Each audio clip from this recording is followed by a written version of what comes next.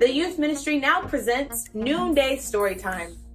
Join us every Sunday at noon as we meet and share in story via Zoom. That Zoom link can be found in the iThrive app or on our many social media platforms, or by simply emailing ithrivecc@gmail.com. If you feel so led to read to the children, you can sign up to do so through the app, our many social media platforms, or again by simply emailing ithrivecc@gmail.com. We are so excited to celebrate our 2020 graduates, so we have come up with a creative way to do so. We will be having a graduate celebration at the Charles Drew High School parking lot on June 20th at 5 p.m. Join us for a social distancing parade in which you can honk, yell, and cheer as we celebrate the hard work and efforts of our 2020 graduates. We cannot wait to see you there, and have a wonderful and blessed week. Well, greetings, beloved. This is Pastor Landers here, and welcome to Thursday Night Thrive. We're so grateful that you decided to join us as we continue our discussions entitled Black and Blue. You know, we're dealing with COVID-19, but we're also dealing with racial injustice. We're dealing with police reform, and we want to continue to have conversations that move us in the direction of positive change. So I'm excited that you're here to join with us. We have two wonderful guests with us that we're going to introduce in a moment. But before we do that, as always, I always like us to start in prayer to get ourselves and our environments ready to receive what God wants to speak to us, even in this new setting. So every head bowed.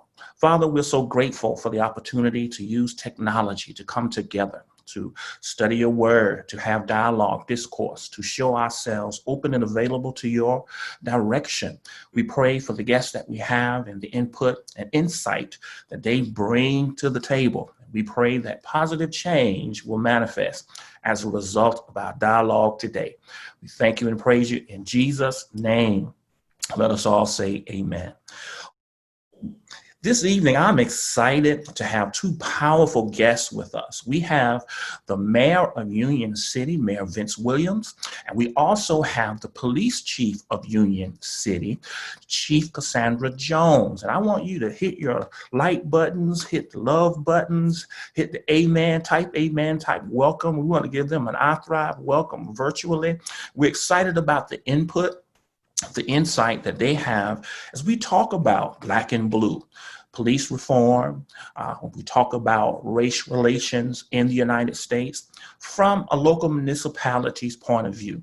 And so I want to start off by giving an opportunity for our Mayor Vince Williams, to share his thoughts on, number one, the current racial climate we're dealing with and how that relates to policing and governing during this crisis and the changes that we need to see take place. And so, Mayor Williams, thank you so much for joining us. I'll give you the floor, sir.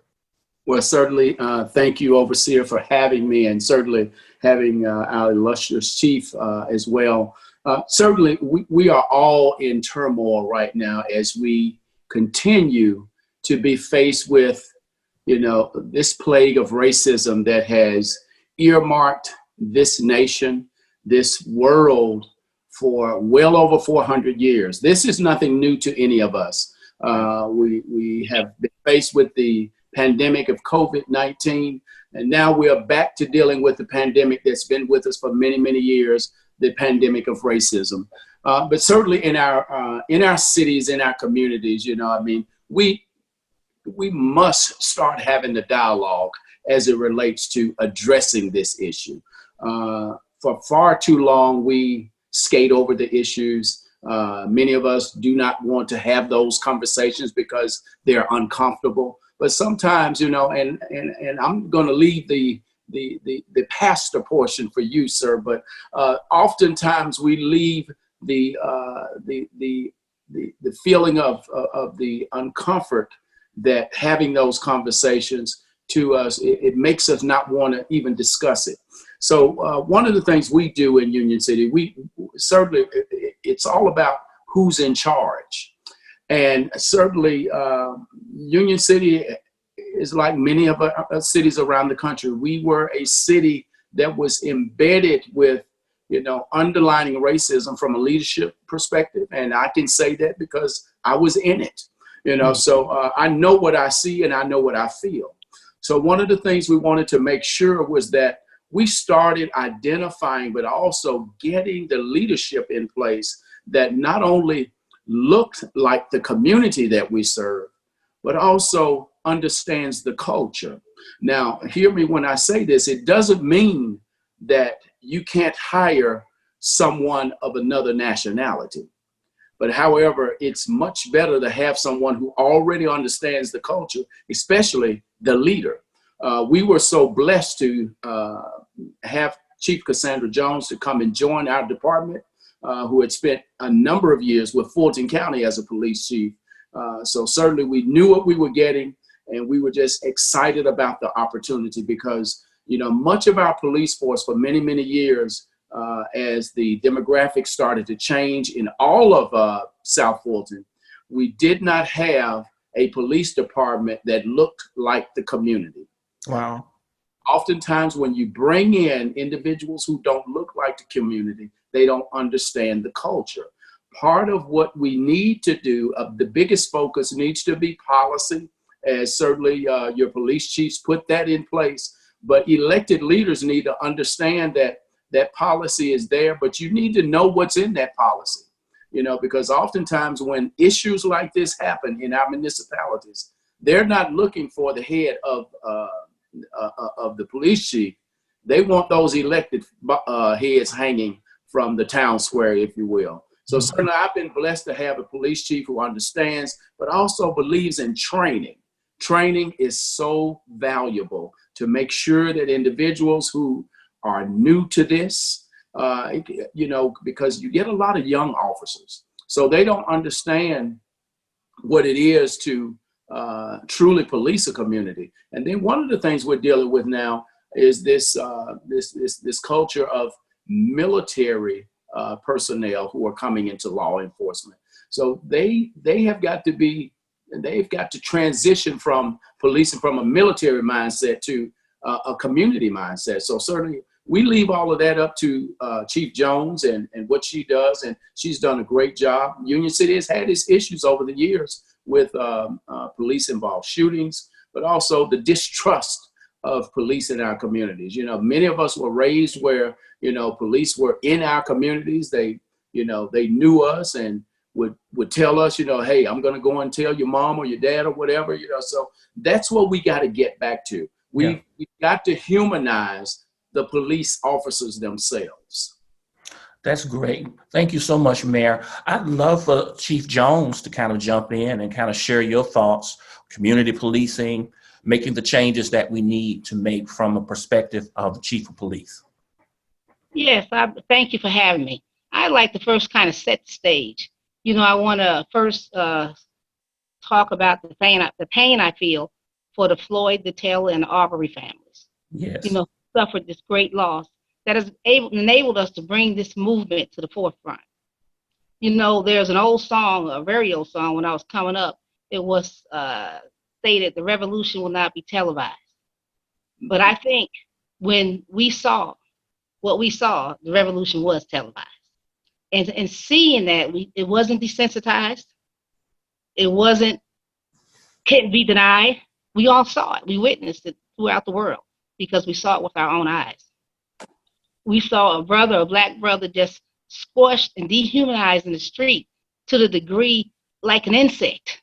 See, now we can't deny it. There's so many times that we've denied, there's no such thing, it's not happened. But over the years, as the mayor alluded to, over 400 years, the African American people have been through a history of injustice with police departments.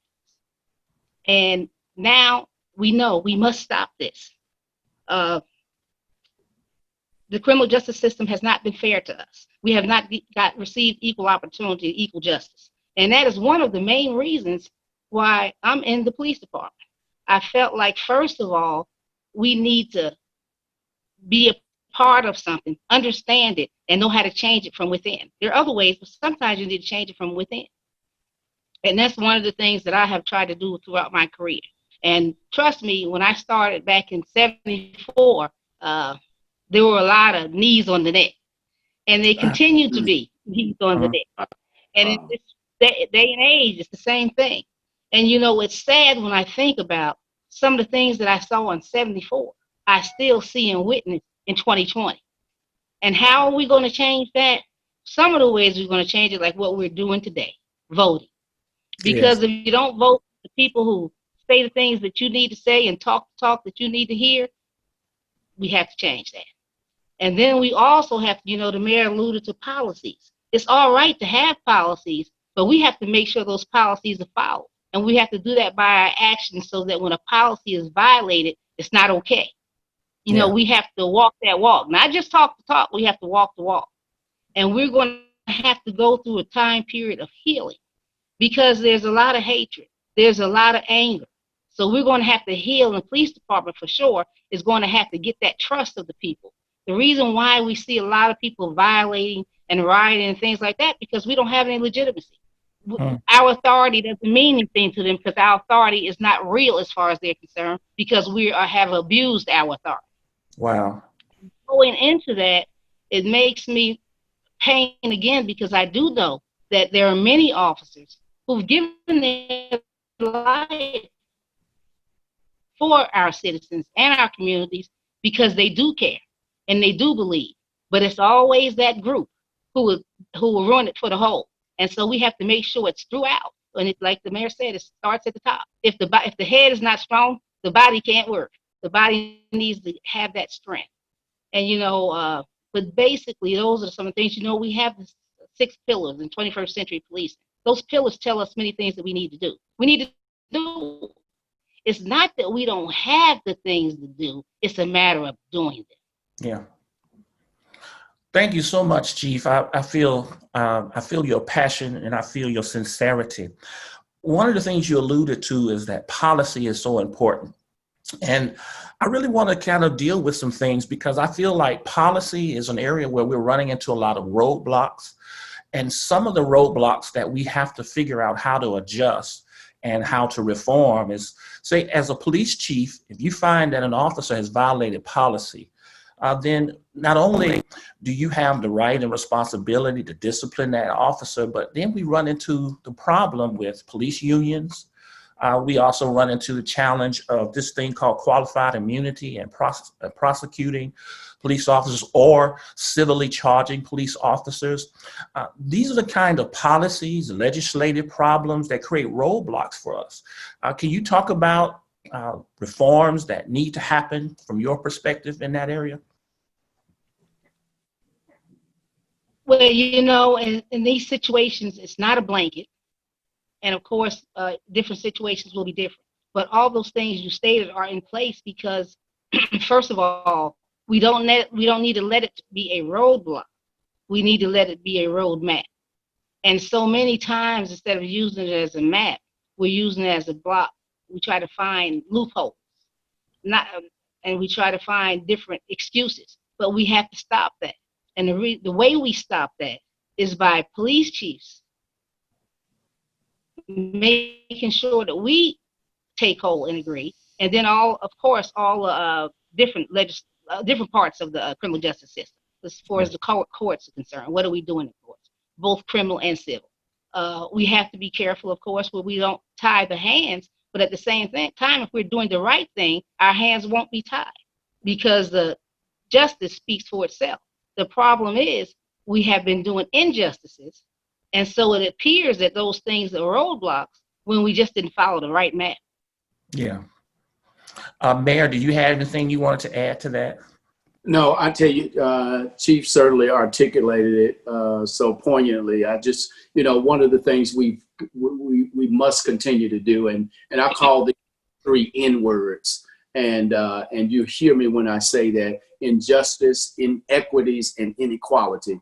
Those are things we got to make sure that we have an inroad to make sure we're taken care of, to make sure that the scales are balanced for all people. When you think about what happened to Mr. Floyd and many, many others, but what's so amazing to me right now, and I've done this exercise with a few folks, I understand that Mr. Floyd had the knee on his neck for 8 minutes and 46 seconds. That's going to mean a lot to us over these next few years, you know. But when you think about the amount of the length of 8 minutes and 46 seconds pressing on your neck, taking the life out of you, not only dehumanizing you, but just you meant nothing to this individual. So those are things, you know, when you talk about the N words, you know, you got to make sure that those 8 minutes and 46 seconds come into play, because it will mean much more to you. And I think we can continue to move forward with addressing those things. We're talking about, Chief Jones, policing, community policing. In a perfect world, as a police chief, if you can do it exactly the way you wanted it to, and officers and the community function just the way it's supposed to, for equality for all, what would community policing look like, and how is this thing supposed to function in 2020? Well, I tell you what, it's something that we're trying to do every day in Union City. It's something that we tried to practice in Fulton County when I was there. First of all, when I go out and I talk to the citizens, I always let them know it's not you and me, it's we and us, because we are a part of the community. If we're not a part of the community, then it's not going to work.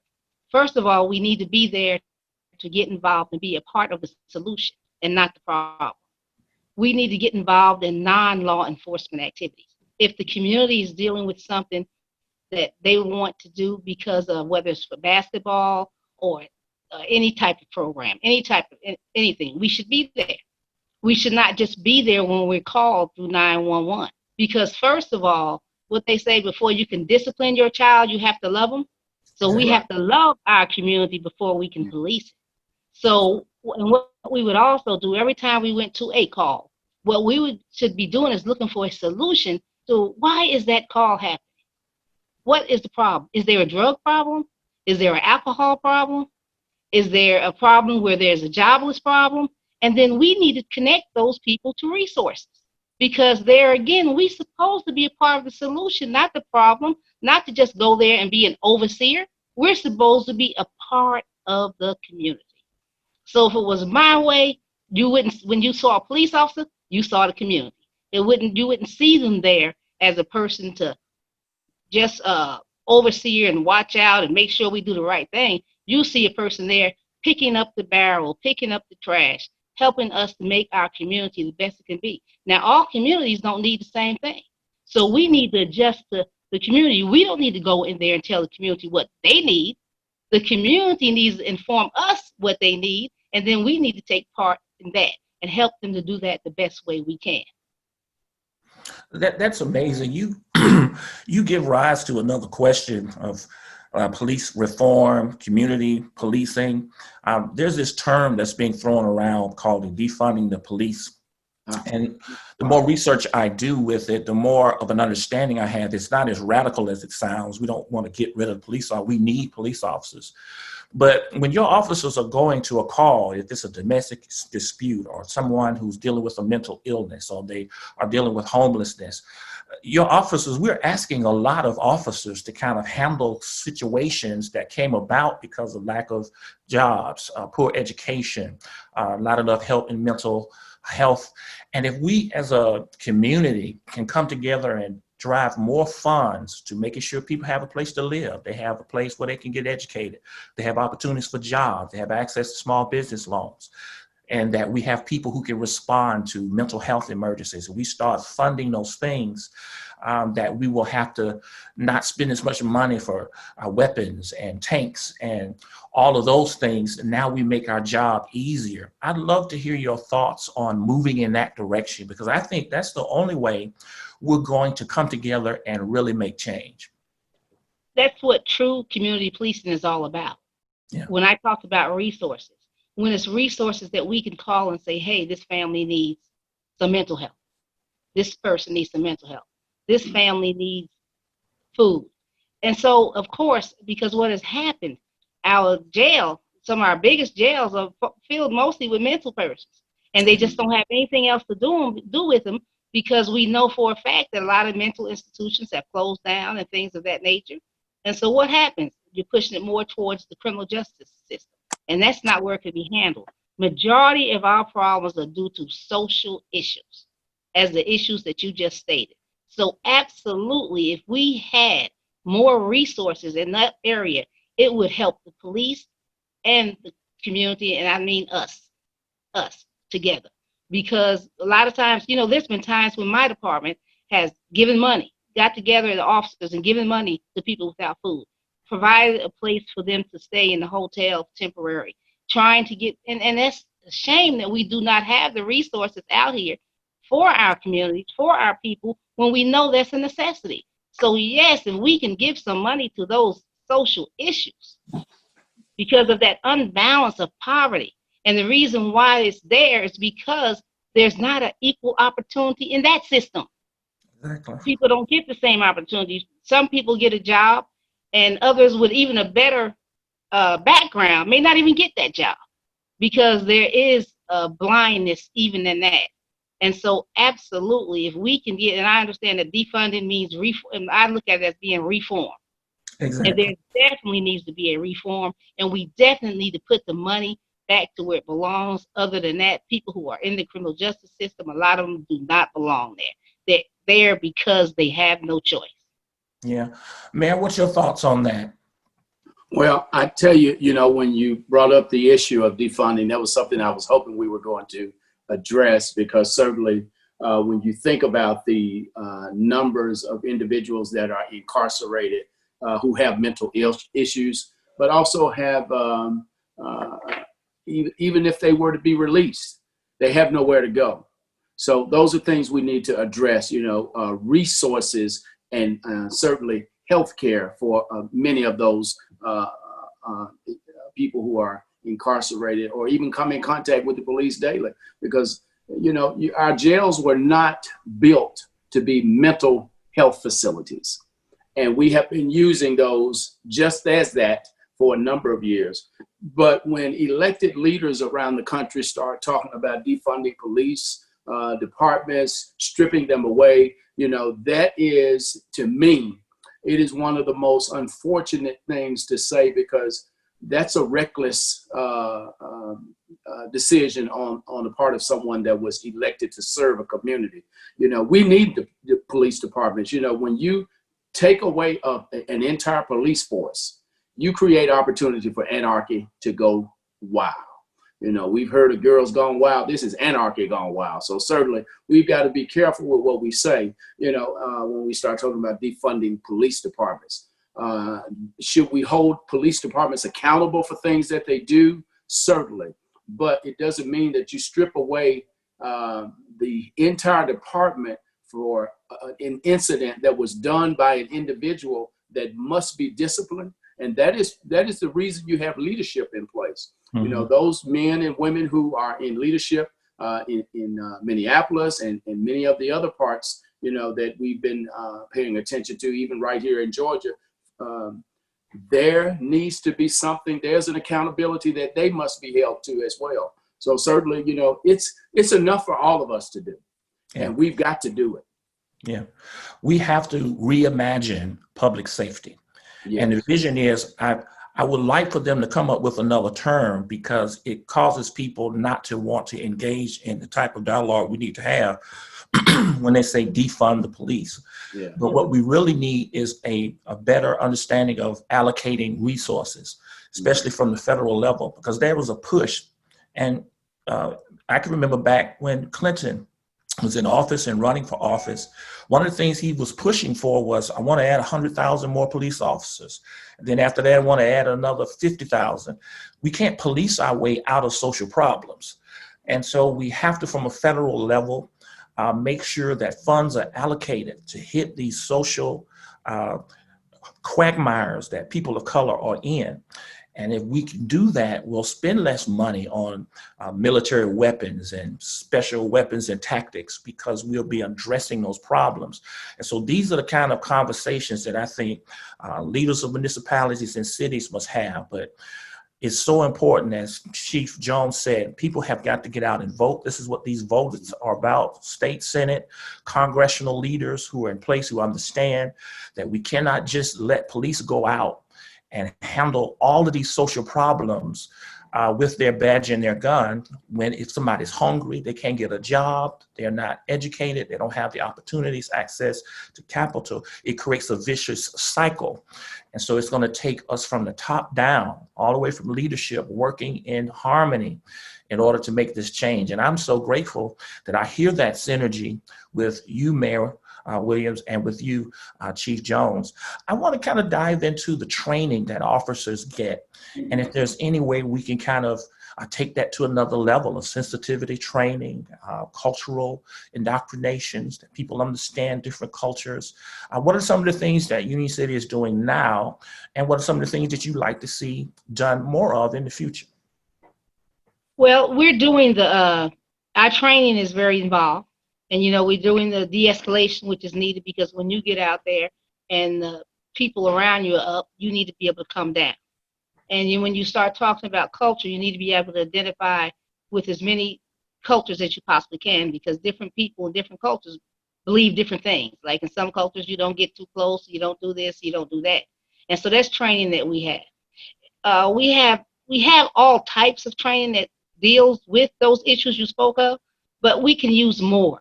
Because, see, some of it is limited in time. We have, the state has been, Georgia Association of Chiefs of Police and the state post has been very instrumental in their training. But the problem is we need more of it, and we need to consistently go over. We require 20 hours of training a year. And see, let me mention this. We're a state certified police department. Mm-hmm. We just became state certified in January.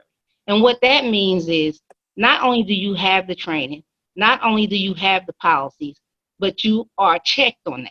They come and evaluate you every 2 years now to make sure that you are doing what you say you're doing. And that's very important, because people write things down and they do some training once and then it's over with. It's something that has to be repeated and repeated and repeated, because that's how you learn, going over and over and over. A lot of times you will not immediately get the use of that training in the street. So if that's not reiterated, you'll kind of forget some of it. Mm-hmm. And so that's what we do. And we do a lot. We need to do more role play. We need to do, when I was in the military, we had something called MP City.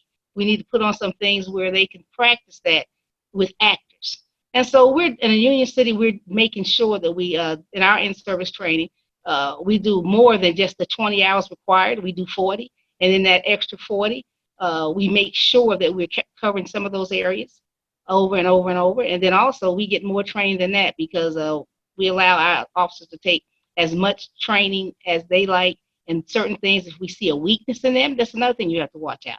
If you see an officer has a weakness in an area, then you need to focus on that and help that officer retrain in that area.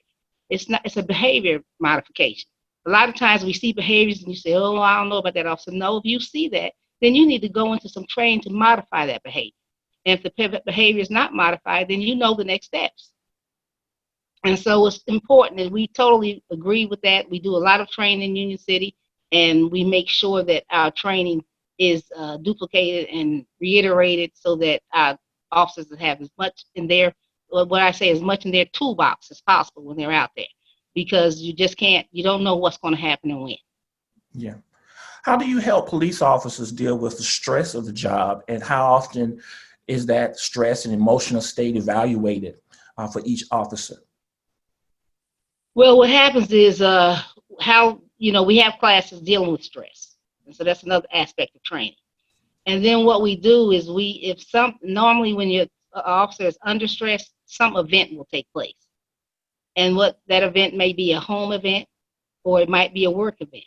But when that event takes place, then at that point, we bring them and make sure, we have, like most people do, employee assistance programs, and we make sure those programs are used. It's not a request, it's something you have to do. Because we do understand that there's family stress and work stress and stress bust pipes. So we don't deal with that stress. A lot of times that's the reason why you see things that happen with our citizens that should never have happened. But that's not an excuse. So we have to be on top of it as well as them. And so we continue to train in that area, and we continue to make sure and watch out. We have a guardian tracking system. And in that guardian tracking system, you can put good things in there as well as things that you've noticed that's out the ordinary, officers being late. Those are triggers. There are different triggers, and you need to know those triggers. The officer is not has got a couple of complaints. You know that something is wrong, and when you see that, you have to use that system, and we use that system to make sure we get the officer's help. Because the reason why we use the system is because one supervisor might see one thing and say, oh, that's nothing. Then another supervisor don't know about what the other supervisor saw and say that's nothing. But with this system, we track it. So everybody knows that this officer is having some issues because everybody has put in their information into Guardian tracking. And that's one of the main reasons why we use that system. And that prevents you from having an officer that has 15 or more complaints without being addressed, is having that tracking in place. That makes so much sense.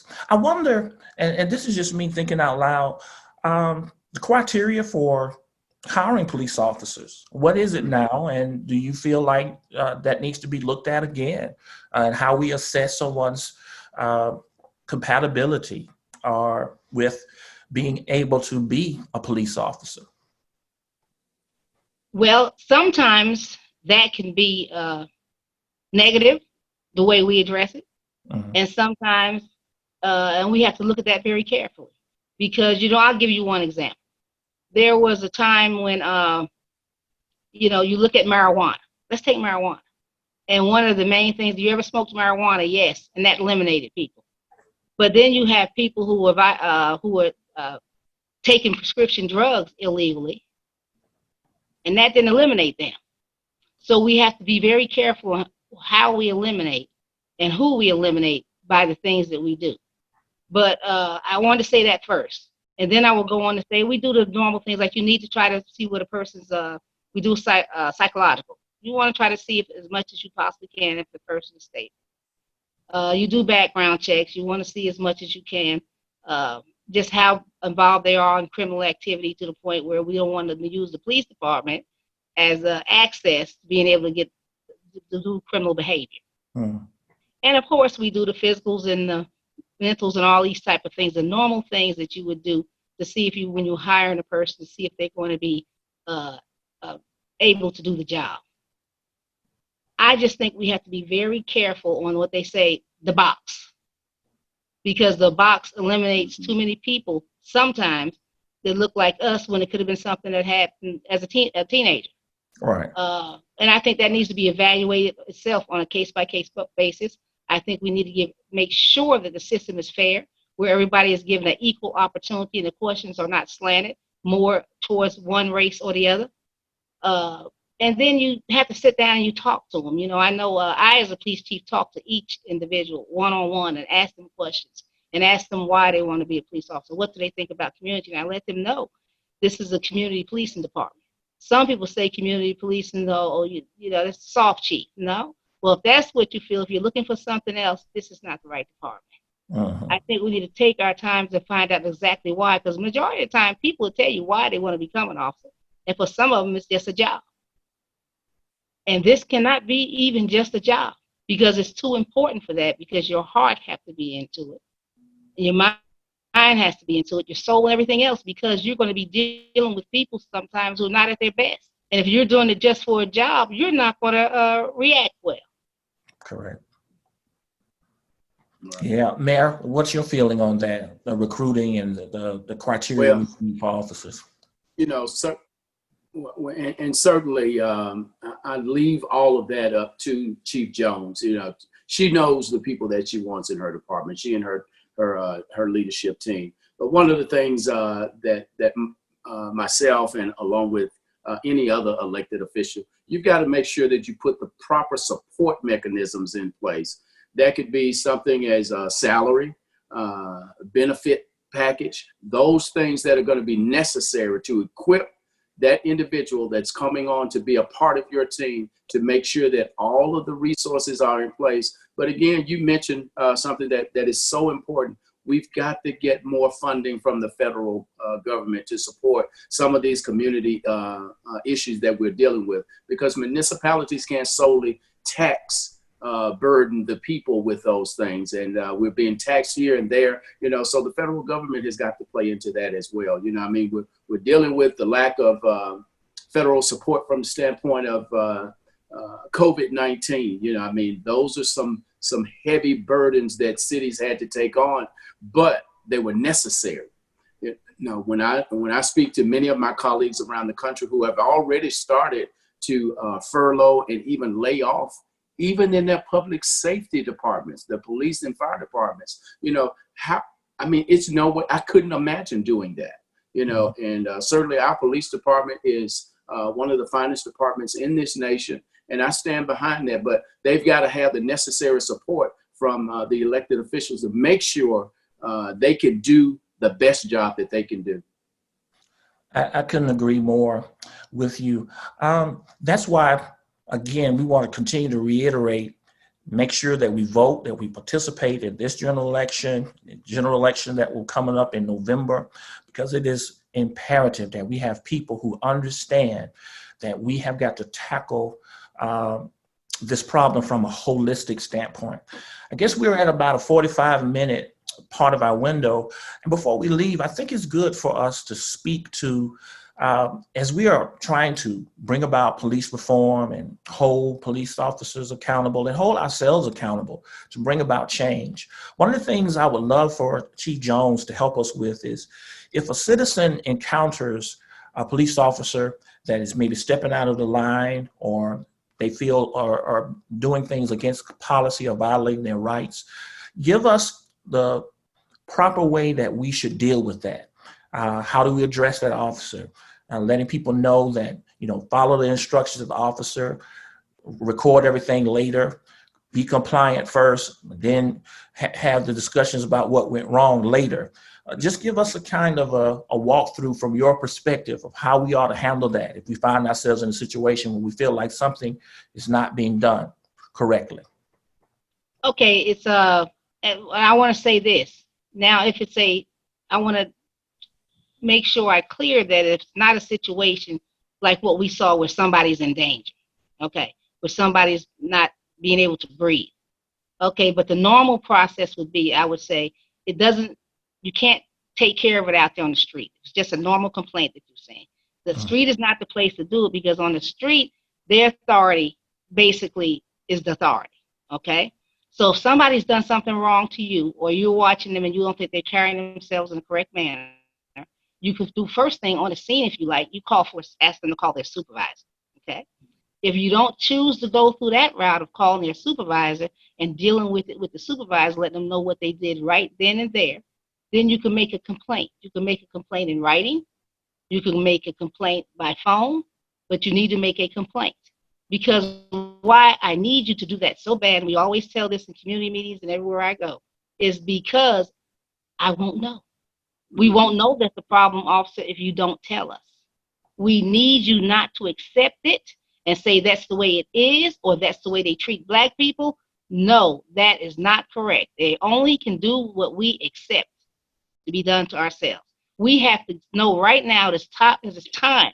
And I hope this, you know, they're going to say this movement, it can't pass. We have to know that it's time to not accept abuse. We have to stand up and for ourselves to let them know we will be heard. Our voices will not stop. You are going to do the right thing. And the right thing is to report it. You know, we have these telephones now and we're even recording stuff. At that, we need to get all that information to an internal affairs in our case, or actually the chief of police. In my situation, I give my phone out when I go to different places. They can call me directly. Amen. Because that is something we do not tolerate. And the most thing I need is their voice and to report it. You report it then or later, but report it. But do not get into an argument with the police officer. There's no need in approaching them and telling them they're doing wrong or what they should be doing. Because then at that same time, if you haven't had the training, you may be wrong. Mm-hmm. And so we don't want to even put yourself in that position. Let the leadership know. Yeah, I appreciate that. So calmly follow the officer's requests and commands. But if you feel something's done wrong, politely and quietly ask, I would like to speak to a supervisor. But, you know, make sure that that's reported later and at a different time. And so we really want people to know, and I appreciate you, Chief, for letting people know. You said something about video videoing. Tell citizens about their right to video a police officer as long as you're not interfering in their ability to do their job or violating a direct order or putting anybody in danger.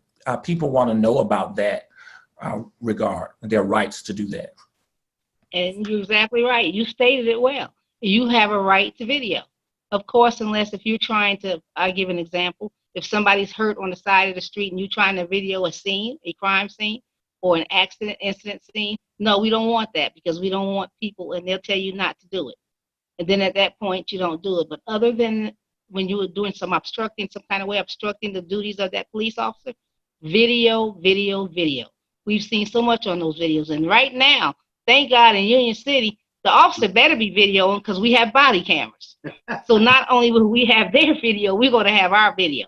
Body cameras is one of the best things that could have happened to us as a community, because it tells us the story that nobody can change. Good. And so it is mandatory for those officers to have those cameras on and running every time they have a stop or an encountering with a citizen. Absolutely. And we monitor that. So a lot of times, you don't look at it till an incident occurs, but we monitor hours on a regular basis to make sure that they're being uploaded and making sure they're following policy. And when they don't, they have to be dealt with, because that's a part of having policies, that you make sure they're not just there on the books, that you're making sure that they are taken care of, that they are being done and kept. Well, I appreciate that. Well, I'm so grateful for the insight and the experience and the passion that you guys both bring to Union City, South Metropolitan, Atlanta area, and the example you set for all mayors and police chiefs across this country. We pray that you are continuing to be able to do the job that you're doing, to continue to grow, that we can continue to bring about positive change and reform that's necessary, so that we, particularly as people of color, can enjoy same kind of life, liberty, and pursuit of happiness that any other citizen in this country enjoys. And so we plead the blood of Jesus over you and all that you do. We thank you so much for our time together. We want to keep this conversation moving forward. We thank you for the partnership that we have with you, and we know our citizens' lives are going to be better as a result of it.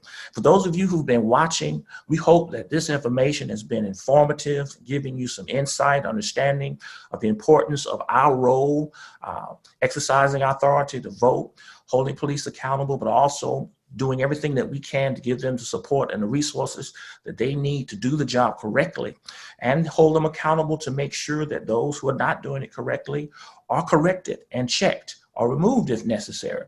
We're going to have a police department we can be proud of, and this is a moment where change is going to take place. And so we are grateful. I want you to continue to be vigilant. I want you to continue to be tuned in and allow God to fill us as we move forward, so that the change that must happen starts in every one of our hearts and spreads from there. I love you guys. I appreciate your continued support as we are ministering to one another online and virtually. Thank God for your continued financial support as we move forward. And I don't want you to forget that this Saturday, we're coming together and we're going to do our drive-by blessing. And we're going to bless the Solomon's Temple Women and Children's Shelter. So if you have not gone to our app and clicked on the Solomon Temple's picture there, that you can see the list of critical needs that you are to bring them to the address that's printed there. Pop your trunk, we'll get them out, and we'll bless that community, but we'll get an opportunity to see each other as well. So I love you, beloved. I want you to do as I always say, be encouraged and encourage somebody today. God bless you, and we'll see you Sunday. The youth ministry now presents Noonday Storytime. Join us every Sunday at noon as we meet and share in story via Zoom. That Zoom link can be found in the iThrive app or on our many social media platforms, or by simply emailing iThriveYouthCC@gmail.com. If you feel so led to read to the children, you can sign up to do so through the app, our many social media platforms, or again by simply emailing iThriveYouthCC@gmail.com. We are so excited to celebrate our 2020 graduates, so we have come up with a creative way to do so.